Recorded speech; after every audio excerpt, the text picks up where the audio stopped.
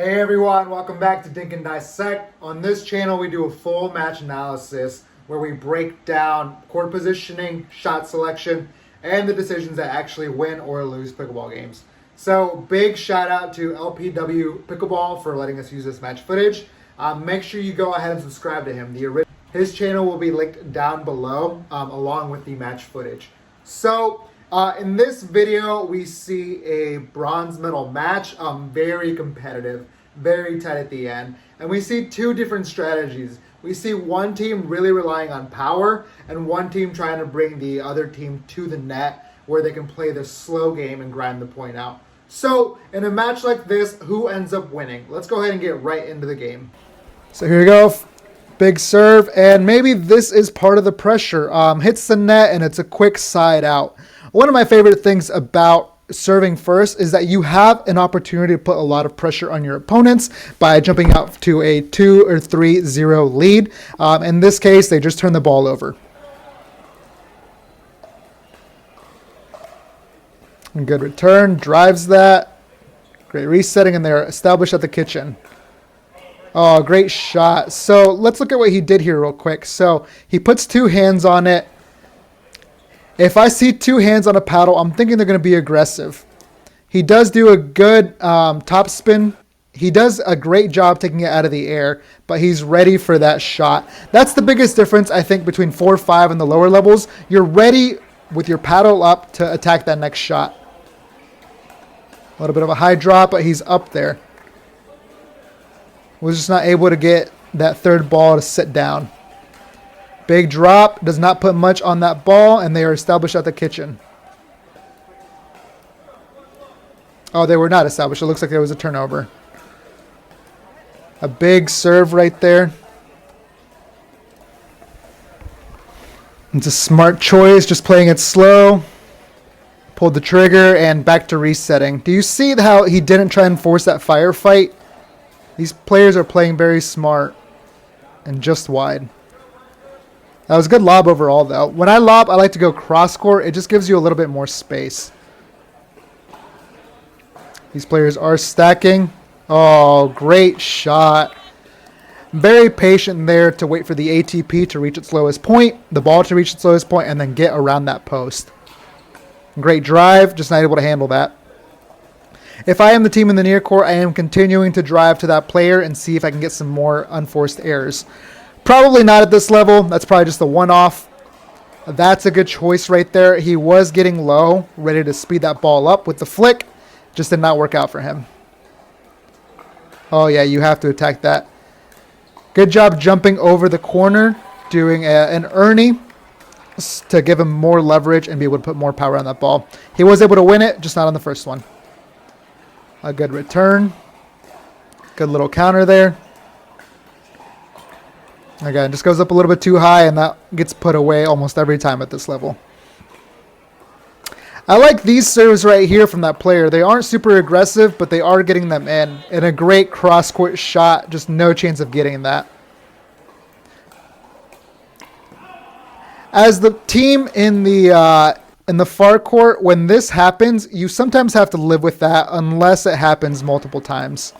So right here, he is very far pushed on the inside. They are creating a 2-on-1 situation. There is a lot of court over there. You live with that ball because you are trying to create a lot of pressure. So I would continue this strategy. If he is able to do it again, I would go ahead and start covering that and coming more straight into the court instead of trying to put all that pressure on him, because he is showing you that he will punish you on that. But let's go ahead and see if that's a one-off or if they continue to do it. A good serve and drive. That's two mistakes from this player right here popping it up. He just was not able to put that away. So again, if I am the team in the near court, I am continuing to drive relentlessly. So that was a really good deep serve. And I think if that ball goes over, it's trouble. Again, as both teams right here are tied at 2-2, I am still trying to be very aggressive. No need to play it safe right now, unless that is your game. A good high return. They are established.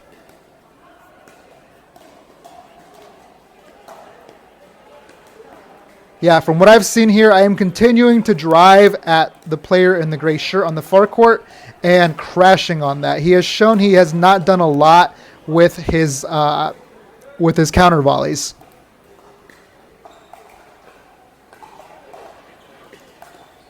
And they continue to do that. And these are being popped up. These should be put away by the team in the near court. They're just missing up on the execution. But that's no reason to avoid the strategy. Good job there. Speeds up right into his forehand. He's ready for that counter. Easy put away. Good job there. I want to point this out because this was a great drop. And a lot of times when I see great drops, people still try to attack that great drop. He is completely fine with conceding the kitchen, and that is a high-level move. This is why it's 4.5. So you see he takes that way below the level of the net. There's no way he can be aggressive with that, especially with their positioning. Concedes the kitchen, and let's go ahead and play this point out from here. Who is the better dinking team? Very dead ball in the middle. Oh, I think that landed in. That was more luck than it was skill, but you take those.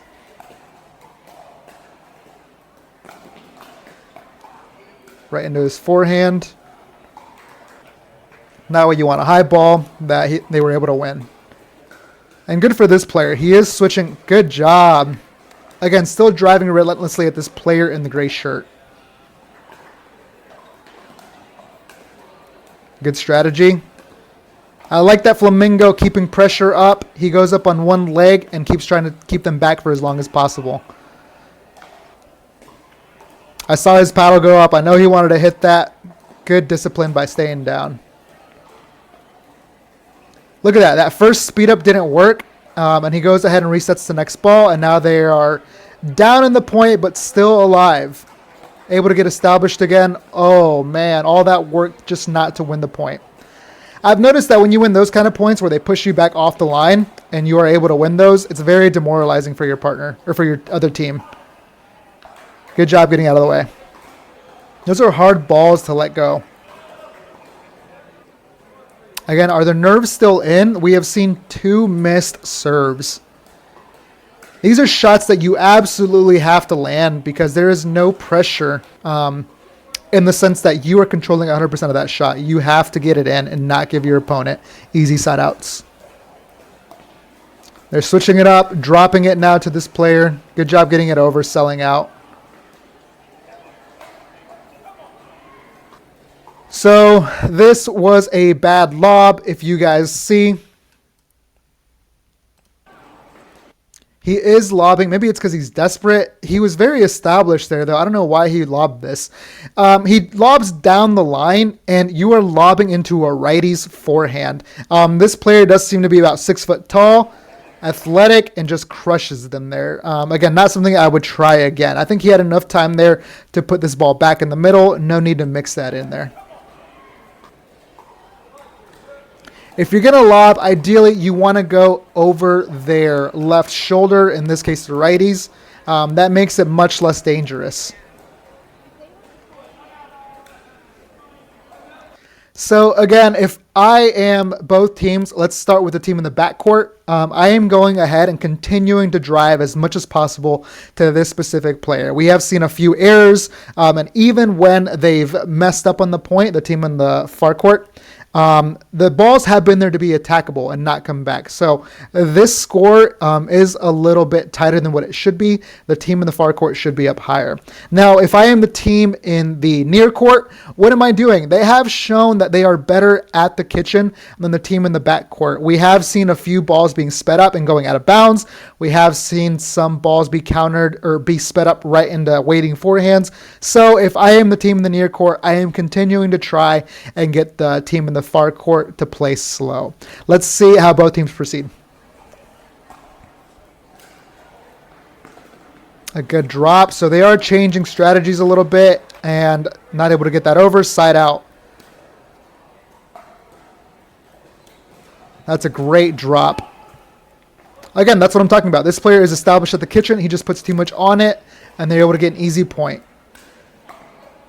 It's a nice little drip shot. Okay, they go with speed that time.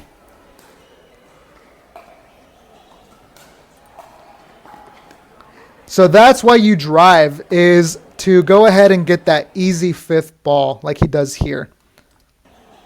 He has a very interesting drive technique, but I like it. I like that pop that comes off of it. Look at where this ball lands as he's moving up. Boom, he's able to drop this ball, and as he hits it, they are both established. Great little combo right there. Puts it right into his forehand, speeds it up at the body of the player. Not much you can do there. He starts dropping it into the backhand. I like that. They're playing out their strategy. They think that they are better than the opposing team at the net, and they are continuing to do that. Again, the team in the backcourt sticking to their strategy and driving. Good job by the team in the near court, just recognizing which balls are going to be out. So in that sequence, they had one drive workout, one not. Again, I take those odds, 50-50 balls. As we keep track, that is 2 that have not worked out and 1 that has. Let's see how they continue.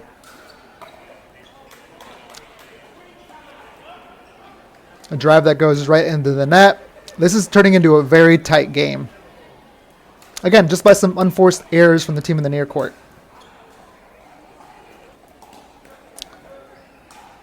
Okay, as this is the second serve in a tight game, let's see if they slow it down. They do go ahead and slow it down. I like to do the same thing. Stay aggressive on the first serve and then try and play the point out on the second one. This, I think, is playing into the team in the near court's hands. Playing it slow, they are able to work that point.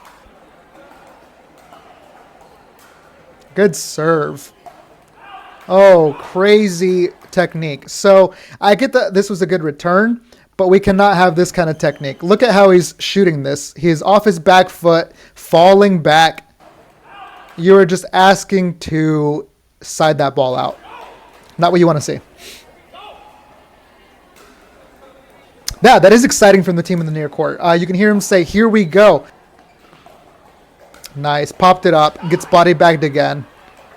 A lot of times when that happens, when you pop a ball up cross court, it's usually your partner who gets body bagged. In this scenario, he takes his backhand and throws it back into that player.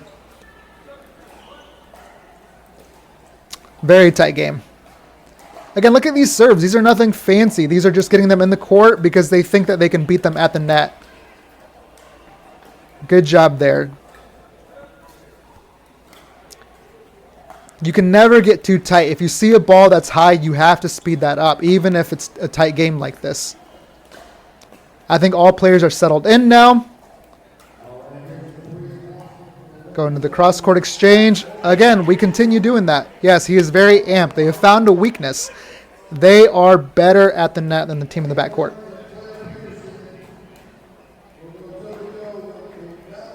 Yeah, I thought that ball was out too from my angle, but they had a better look. Okay, another big serve. Who's going to go ahead and come out on top on this? Good job slowing it down. That is what's gotten them here. Resets. Nice. Look at this right here. This is one of my favorite shots as well. I like to follow it in with an Ernie. This is one of my favorite shots. He has plenty of time. These players are frozen. They cannot move because they think it's going to be a speed up. He has plenty of time. He just puts it out towards the outside. This player is still stuck in the midcourt. Now he's starting to move, and he is late on that ball. A lot of the times, like to do that shot and then follow it in with an Ernie. In this case, he's tall enough. He might have been able to hit that. But you're just putting a lot of pressure because next time that situation arises, they have to go middle, and you have to feed my partner with his forehand.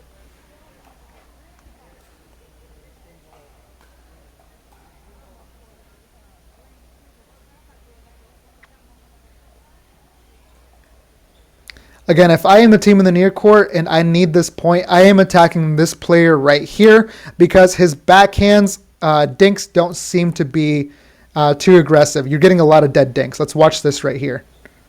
I get he's also playing it safe, but look at this. I guess he takes that right off the ground. He could have waited for it to bounce, but he does a short hop. I might have tried to flick that. But again, just another dead dink. And good job by moving over and letting your left side partner take that ball.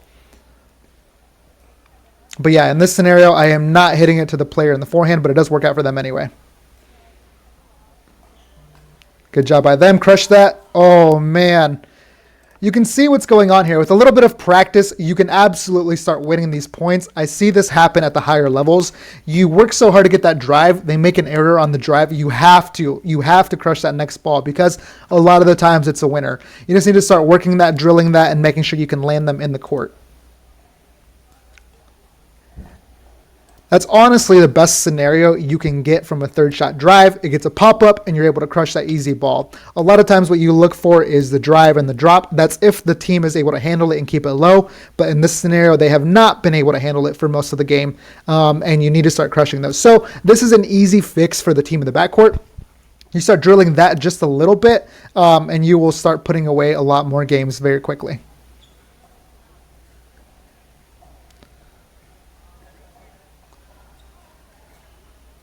See what they do here. Oh, man, he had that all on his forehand. Let's see what happened here. Let's look at the technique just a little bit. I like this shot right here. He's pulled out wide. He puts it back in the middle. That keeps him away from danger. If you try to be crazy with this ball, it's just what I see a lot. You're asking to have this ball return to you and crush you. Yeah, that's high. You have to take that ball. I think if he gets that over, it's not coming back. This is one of those scenarios where you want to win the game right here. You don't want to let it get out. So he drives that. He is able to get a fifth shot drop, and they're playing their strategy. They are able to get to the net. It's just not working out for them right there. These guys, I wonder how they will adjust. I wonder if they're still going to play aggressive as the second serve or if they're going to start trying to drop it. Good chance or good shot. I'm glad that they stayed aggressive because a lot of times here people will start getting tight and not playing to their strengths. And right now their strength is driving the third. Oh, great lob. Before we play this point out, let's look at why this lob worked. Okay, why did this lob work and it did not work out on the opposite side? Look at where he's putting this at. He's putting over the left side player's left shoulder. So it's a very awkward shot. He's not able to really get under it. If this was down the middle, he would have definitely been able to crush that. Good job getting to that. Oh, no. So that is very demoralizing. You were able to push the team off the line, gain the advantage 100%, and still lose that point. Good job of the team in the near court. Look at him. Look at this body language, hyping up his partner. Just by looking at this, I don't know how this game ends. I bet you the team in the near court wins. Look at what's happening here. They're not facing each other, not paddle tapping. This is not what you want to see from the opposing team. I think it's a proton paddle. I think those have just gotten banned, actually. Interesting note. Or at least from the PPA.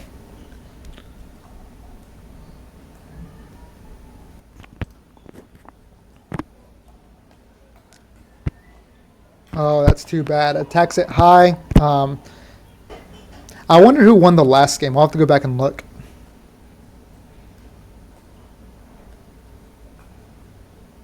Oh, great shot. I thought he was going to be able to get that over. So again, something simple here. These serves are not anything crazy. He is just getting them in the court, taking that away from them. He's not going to give this side out to his opponents. I like that. Drives it there. I like that he's being aggressive. What got them here was dropping it and playing at the net. They were switching it up on the very last point and staying super aggressive. Oh, they wanted that one. Now they have a chance. If I am the opposing team, I am continuing to drive. I know that is a low margin game, but you have to keep doing what has gotten you here. Also, with the drives, I've said it like 3 times now, you keep getting a lot of pop-ups instead of easy third shots or easy fifth shot drops, so you have to start punishing those. This game can still be won. Good job mixing up the serves. Okay, it didn't work out there. We have to continue doing it.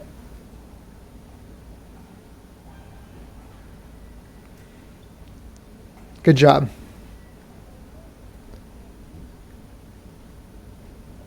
I like this. There are a lot of dead dinks. Okay, you beat them at the kitchen. One more. Put a lot of pressure on the team in the near court. tight game. This is a great bronze medal match. Continue driving. Yep. Good job getting that back over. Able to work their way back up into the kitchen. Good stuff. We love this. This player has been bodied a lot, so good job for him at this crunch time, being able to just have his paddle at his chest and deflect one. They aren't choosing too many spots like right hip, left shoulder. It's just right at the body, trying to body bag players. I think that was out. At least from this angle, it looked out. Who's going to want to speed up first? Good job. Yeah, I thought these players in the far court, if they want to win, they need to speed up because these players at the near court are better at moving them around. I think this is a second serve as well, so good job by them scoring 3 in a row. All the pressure is on the team in the near court now. Continue driving. Yep, this has got you here. That was a drip. That was a little combo. Moving them around. Ooh, he was going for that Ernie. Still moving them around. I would have liked to see a lot more offensive dink there. Wow, what a point. So I guess they didn't need to. So at the end, what happened? The team in the near court, even though they were better at the net, the team on the very last point, the winning team, decided to play their game. And instead of speeding up, they decided to be patient and just win on an unforced error. You love to see it. There you have it. At the 4.5 level, you see that team that was predominantly going with power ended up coming up top. But as you saw from the end of the game, you need to be able to play both styles. You need to be able to play with power and then slow it down when it matters most. So tell me, does any of your games look like this at the rec level? Are you looking to add some of these elements to your gameplay? What did you learn from this? Go ahead and leave your comments down below. I look forward to doing another one of these very shortly.